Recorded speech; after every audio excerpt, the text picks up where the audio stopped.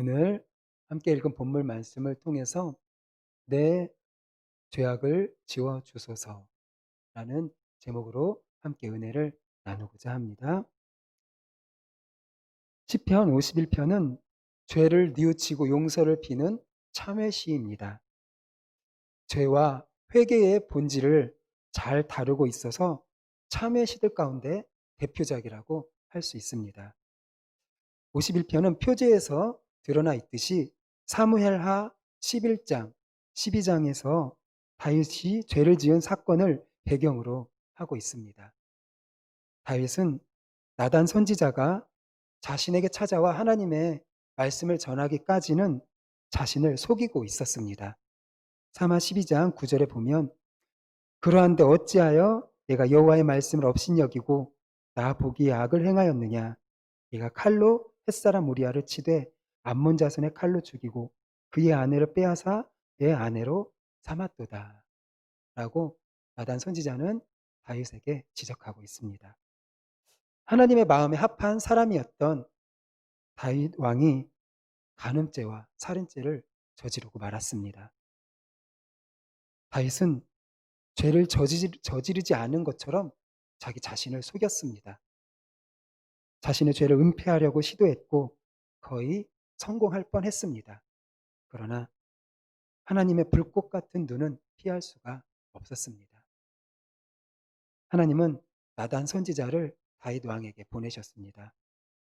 나단은 가난한 자의 암양을 빼앗아 손님을 대접한 부자의 이야기를 들려주었습니다. 다윗은 그 이야기를 듣고 부자는 죽어 마땅하다고 분개했습니다. 심지어 그는 여호와의 살아계심을 두고 맹세하면서 자기 자신이 그러한 죄인이라는 것을 깨닫지 못했습니다. 하지만 나단 선지자의 지적을 받고 자기 자신이 암양을 빼앗은 부자의 이야기가 바로 자기 자신의 이야기인 것으로 깨달았습니다. 자신의 죄를 직면하고 하나님 앞에 항복했습니다. 자신의 죄악을 생각할 때 도무지 하나님의 형벌을 피할 수가 없다는 것을 깨달았습니다.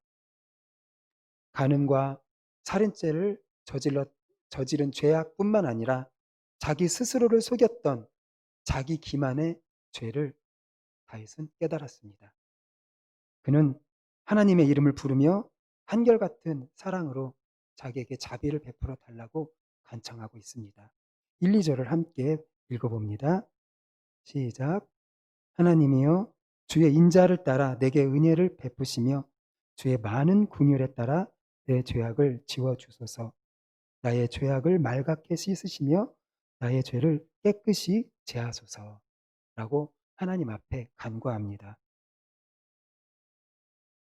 하나님의 뜻을 거역하고 반역한 다윗은 하나님께서 자신에게 긍휼을 베풀어 주셔서 자신의 죄를 지우고 말씀이 씻어 깨끗이 없애달라고 눈물로 호소하고 있습니다.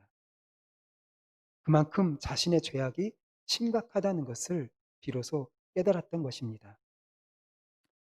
1절에서 3절까지 보면 다윗은 자신의 죄에 대하여 죄악, 죄, 죄과 이렇게 세 가지로 표현하고 있는 것을 보게 됩니다.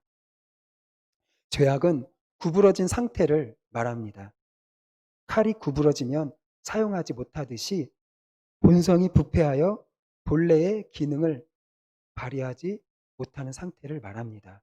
곧 하나님의 뜻과 일치하지 못하다는 의미입니다.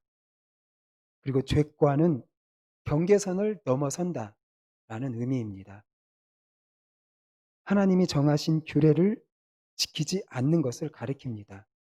곧 하나님을 배반하는 사람들과 함께 행하고 있는 모습입니다. 그리고 죄는 화살이 엉뚱한 곳으로 날아가는 것처럼 하나님이 정하신 표적을 벗어나는 것을 의미합니다. 마땅히 해야 할 행동을 하지 못하거나 하나님이 원하시는 목표에 이르지 못하는 것을 의미합니다. 이처럼 다윗이 죄에 대하여 여러 가지 용어를 사용하고 있는 것은 그만큼 자신의 죄에 대하여 철저하게 회개하고 있다는 것을 우리에게 보여주고 있습니다. 죄는 상상하지 못할 결과를 가져옵니다. 다윗은 자신이 살인까지 저지르게 될 줄은 몰랐을 것입니다. 죄는 또 다른 죄를 낳는다는 것을 우리에게 보여줍니다. 바로 이것이 죄악의 속성인 것입니다. 다윗이 이처럼 자신이 심각한 죄악을 저질렀다는 것을 깨달았을 때에 그가 기댈 것은 오직 하나님밖에 없다는 것을 알았습니다.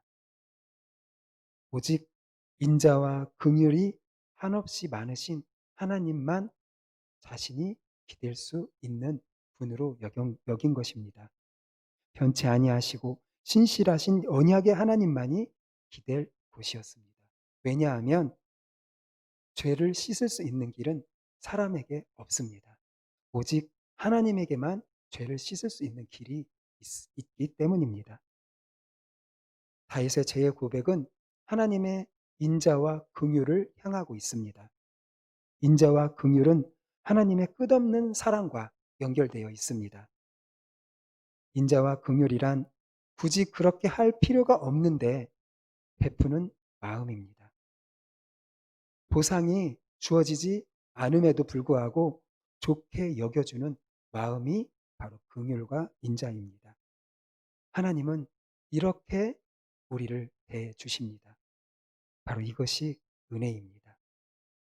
늘 죄악 가운데 살아가는 부패하고 연약한 우리가 지금 숨을 쉴 수 있는 것은 바로 하나님의 인자와 긍휼 때문인 것입니다.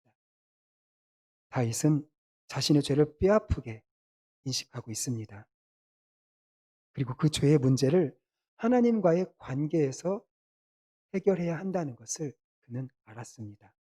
4절 말씀에 보면 내가 주께만 범죄하여 주의 목전에서 악을 행하였사오니 주께서 말씀하실 때에 의로우시다 하고 주께서 심판하실 때에 순전하시다 하리이다.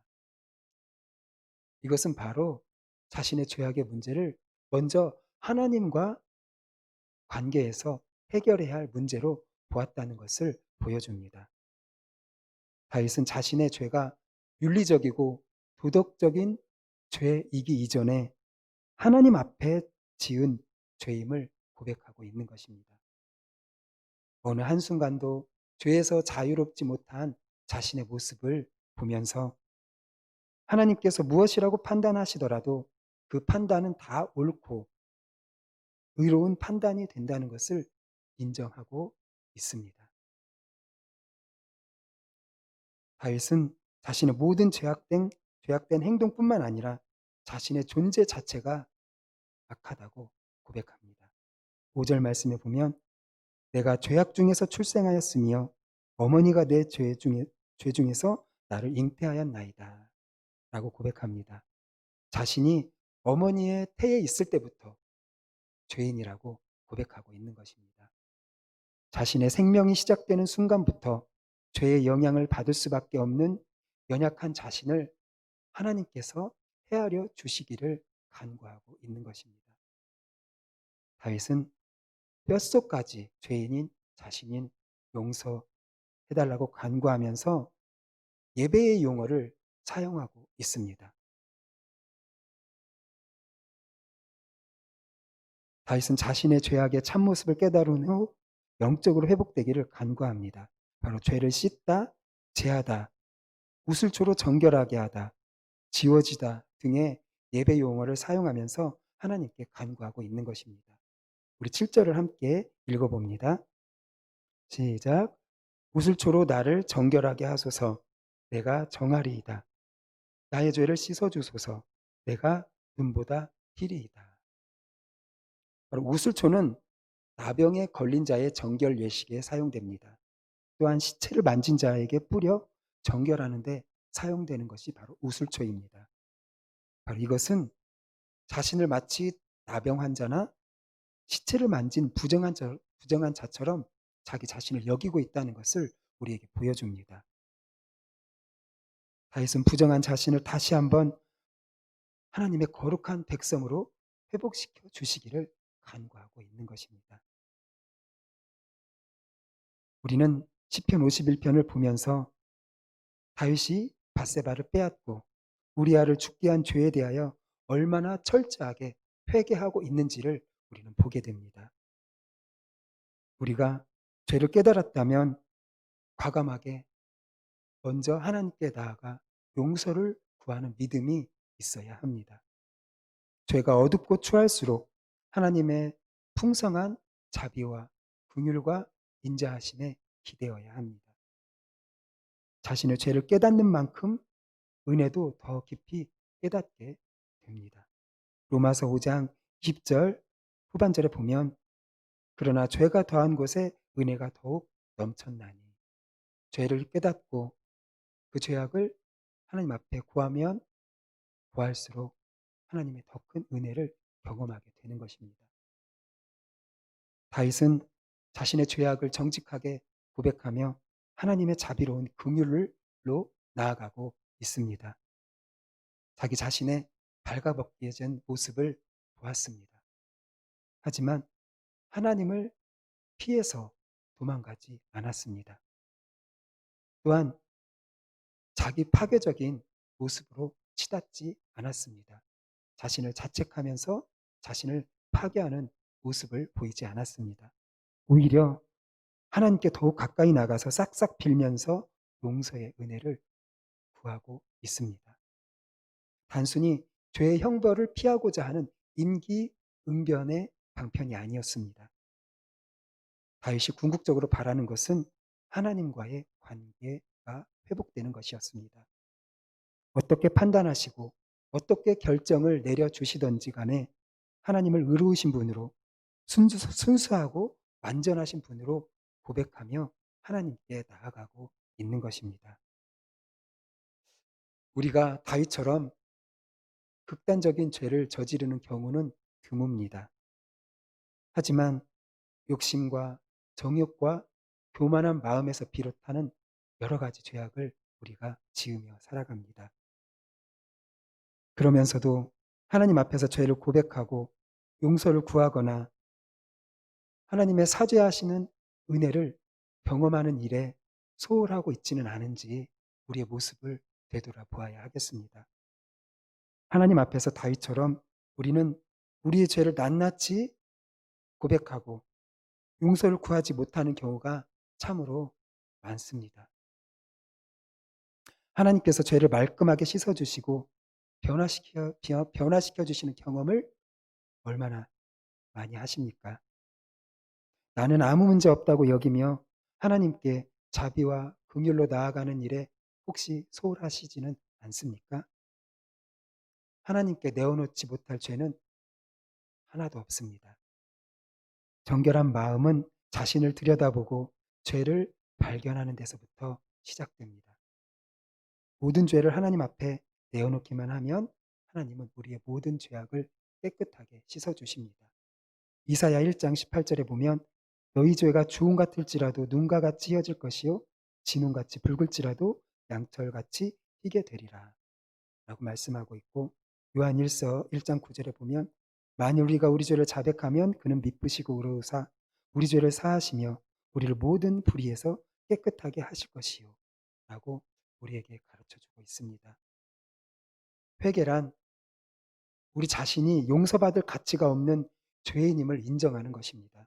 그리고 하나님의 용서 외에는 어떠한 희망도 없음을 고백하며 진심으로 뉘우치는 것을 말합니다.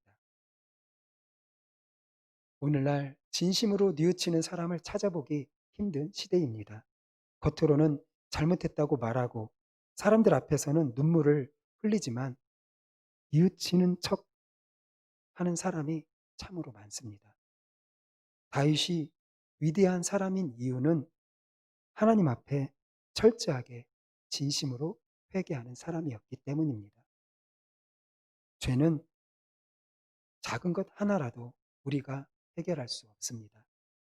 우리의 선한 행위, 어떤 행위로도 우리의 악을 대체할 수 없습니다. 죄는 오직 하나님의 은혜와 긍휼과 인자하심에 의지해서 용서를 구해야만 해결됩니다. 죄를 씻기 위해서는 인자와 긍휼의 하나님 앞에서 통회하며 부르짖어야 하는 것입니다. 다른 방법은 없습니다. 하나님께서 용서해 주실 때까지 계속해서 부르짖어야 하는 것입니다. 우리는 말씀 앞에서 우리의 가면을 벗어버려야 합니다.